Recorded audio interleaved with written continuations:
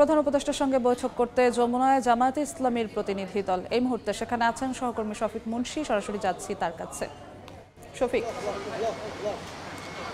আমরা এই মুহূর্তে আছি প্রধান উপদেষ্টার বাসভবন রাষ্ট্রীয় অতিথি ভবন যমুনায়, এবং যমুনায় এই মুহূর্তে বাংলাদেশ জামায়াত ইসলামী এবং জাতীয় নাগরিক পার্টি এনসিপি দুটি দলের প্রতিনিধি দলই কিন্তু এই বাসভবনে আছেন। এবং আমরা যেটা জানি যে বেলা 5টা থেকে এই এনসিপির সাথে প্রধান উপদেষ্টার বৈঠক চলছে, এবং সন্ধ্যা 6টা থেকে জামায়াত ইসলামের নেতৃবৃন্দের সাথে বৈঠকের কথা থাকলেও 10 মিনিট আগেই কিন্তু তারা এখানে চলে আসেন, অর্থাৎ 5টা 50 দিকে তারা এই যমুনা রাষ্ট্রীয় অতিথি ভবন যমুনার প্রাঙ্গণে আসেন এবং তারা ইতিমধ্যে ভিতরে প্রবেশ করেছেন।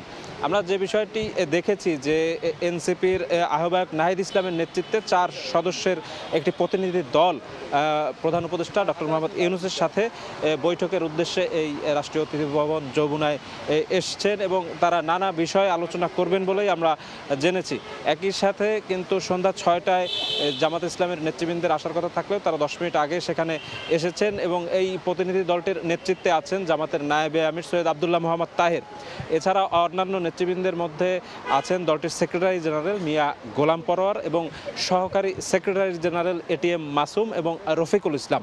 আমরা জানি যে 4 দফায় কিন্তু জামাত ইসলাম রাজপথে সরব আছে তাদের 5 দফা দাবি নিয়ে। তার মধ্যে অন্যতম জুলাই সনদের আইনি ভিত্তি এবং আগামী জাতীয় নির্বাচনের জন্য লেভেল প্লেইং ফিল্ড নিশ্চিত করা, এই দুটি বিষয়ে গুরুত্ব দিয়ে তারা কিন্তু আজ প্রধান উপদেষ্টার সাথে বৈঠক করবেন বলে আমরা জেনেছি। তারা একই সাথে প্রশাসনে বিগত দিনের যে দলীয় যারা আমলা আছে তাদেরকে সরিয়ে আগামী জাতীয় নির্বাচন যেন একটি নিরপেক্ষভাবে করা যায় সে ব্যাপারেও কিন্তু আজ প্রধান উপদেষ্টার সাথে বৈঠক করবেন। আমরা জানি যে এই একই দাবিতে কিন্তু গতকালও বিএনপির নেতৃবৃন্দ প্রধান উপদেষ্টার সাথে সাক্ষাৎ করেছিলেন।